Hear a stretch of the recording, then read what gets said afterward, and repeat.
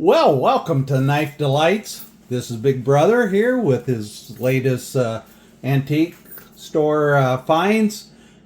As you hear on YouTube channels, that the guys are always afraid of running out of knives to show. So, Mr. Knife Delight here so welcomed me to show my knives. So we'll just start out right here in the down below. This is a Hammer brand cattle knife with the awl, but I really love the color of the covers on it. I've just done an initial cleaning on it just to take care of some of the rust. Haven't done the final cleansing of it, but other than that, it does have, the covers do have a little bit of issue here, and so we'll have to work on that. But you know, the Hammer brand, it does have it's a little rusty, so we can't really see it on the camera, but from the tang stamp, this looks like it's from 45 to 80 or 55, 46 to 55 when the tang stamp was used. Okay, we interrupt this Knife Delights presentation because Gary's got a wonderful story. So you were watching a video from RJ. Yes, and it was way back Wednesday, and he showed a couple colonial knives, and he was commenting about how that it wasn't quite as smooth on the back. The springs they're stepping in them. Yeah, with the liners and stuff, and it was rough. And then he commented about, you know, the cover was just pretty plain and stuff like that. So I just had to comment back that, and my comment was, until I started watching your video and Knife Delights videos, I only concerned myself about a knife, whether it worked, it cut well. I didn't care what kind of covers or whether the springs were smooth on the back. So my question to him was, am I becoming a knife snob now? I think so. I think so. That's one thing I've been trying to, relate to people is, yeah, we nitpick these knives apart, but your common Joe out there out working, he just wants something that cuts. Yeah. He could care less where it's made, what the blade steel is. He doesn't care. Yeah. So. And RJ come back and said, yeah, we collectors, we look at things like that. Yeah. So. Well, welcome to the snobbery world. Well, you're welcome. Okay, now back to our regularly scheduled video. I was able to pick up my first pipe knife. Hadn't had one of these. Of course, the tapper and blade there, and then the pipe cleansing. A stem cleansing unit, so just a nice, and this is from Sheffield, England. The brand is Richards, so sort of a nice unique, but it's looks well kept, so that was a nice find I got a little Western penknife here. The blades and the whole thing is pretty well in shape. The blades are good. This is a model 442. So it looks like from dating this would be probably from 61 to 77, sometime in there. Yep, nice jig bone on it, isn't there? Yeah. Then I did find a nice Stockman from Schrade. You know, the price on it was really good, so I just grabbed it and then didn't really look it over. Well, the reason the price was so good is because the third blade is broke on that.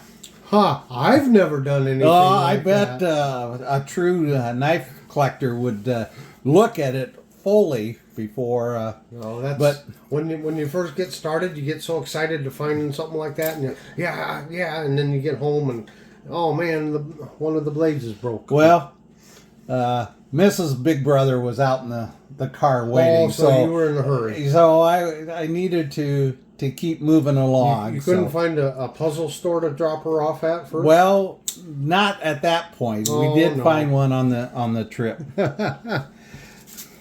So got another little penknife here. This is a Schrade Walden, the tang stamp. If I can, yeah, you can see that. So that's an older knife from the late 40s into the late 60s, maybe into 70. But obviously it's had a little rust, and I got initial clean on that, and we'll figure out how much farther. But it's got brass liners and stuff, so it's just a really fine shape. Need to work on the snap. It's doesn't have too much but it looks like it's a seahorse frame. Yep. Yeah. And then picked up a Schrade old timer folding hunter. It's a 6 old timer. So obviously you look at the cover that it's well worn. It looked like I know nobody ever abuses a knife or use it as a hammer or anything like that. We would never do that. Never do something like that. That's knife abuse, yeah. So, but other than that, nice saw cut covers on it. And so, again, found a good price on that. And then I found a couple colonials that I thought were interesting.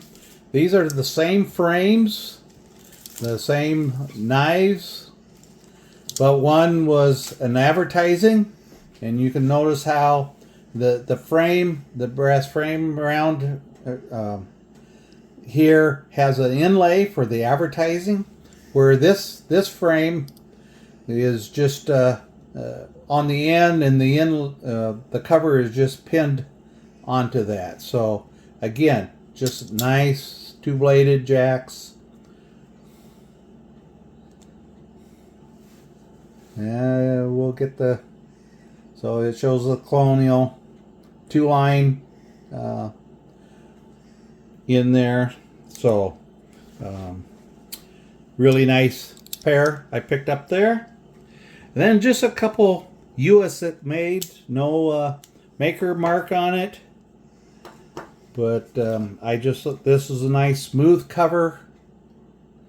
2-bladed jack. Does it say USA on one of the blades? Yes. Well, that's probably Colonial.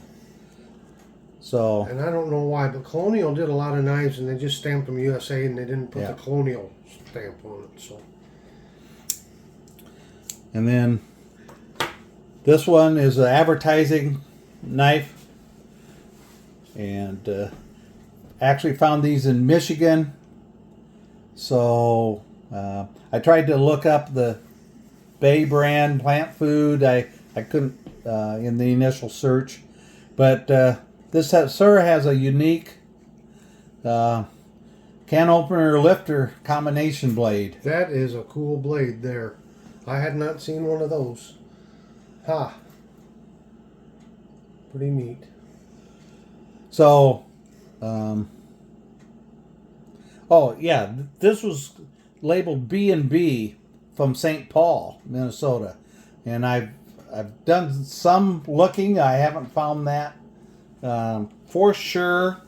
It might be an advertising company that sold advertising knives. Well, and then they maybe contracted like Colonial or Imperial to actually make. There is a company, and I don't remember the name, but has 2 B's in its name. That's an advertising. So that I think that's where I was headed, and that they. So that's probably not the knife maker. It's probably the name of the advertised. Yeah. Just like a lot of hardware store knives, Right. The Craftsman and things like that. So found this nice little 2-bladed jackknife. It's a Cutmaster. See there? But I just love the colors, the covers on this.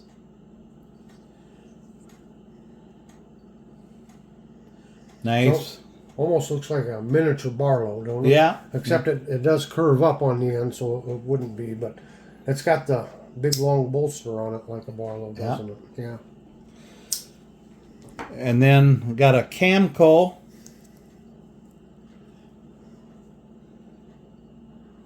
So Camco was just a line from Camillus. Right. Yep. Yep.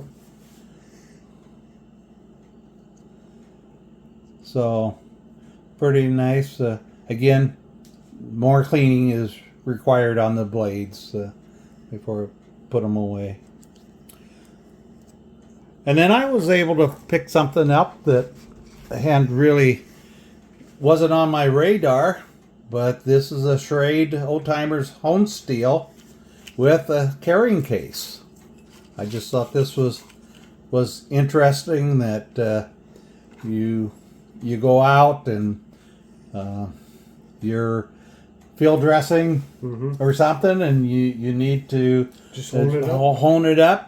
Touch it up just a little bit. Yep. And so with the carrying case, and so it was something else I picked up. And of course, the whole reason why I look at knives was because of my Boy Scout heritage, and that's where I started collecting. So I got a couple. This one is an Imperial with the first class smooth shield. So I think that was from mid 50s. Might have only been for a couple years. In 55, 56, from a little bit of research and from the Tang stamp. And I can't quite get it to focus in, but it anyway, a really good camp. And this is an Ulster from probably the 60s into the 70s. So again, this one does somebody used it wrongly and they broke wouldn't the do that. tip. Uh-oh, take their totemship away Yeah. from them. Yeah. So again, just a pretty normal Scout camp knife, but with the traditional raised tenderfoot. So for been gone for 10 days, I thought I did fine, and I think you did well. my wife was allowing me to stop and do Yeah.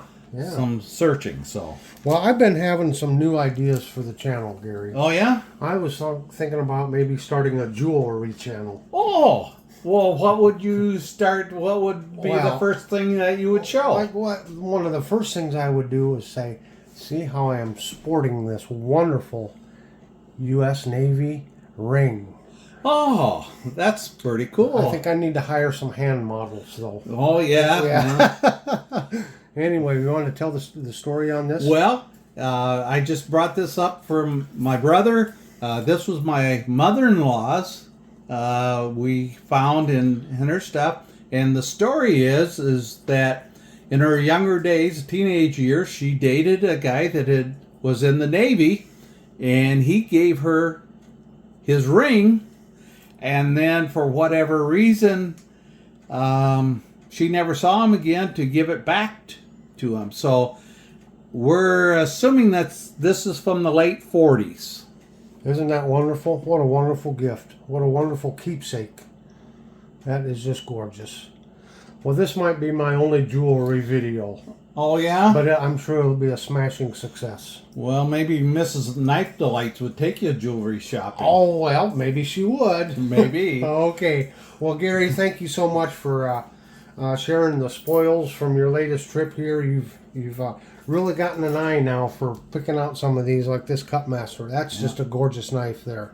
So, okay, well, I'll let you wrap it up. Well, obviously, we always close with have a very delightful day. We'll see y'all. Bye.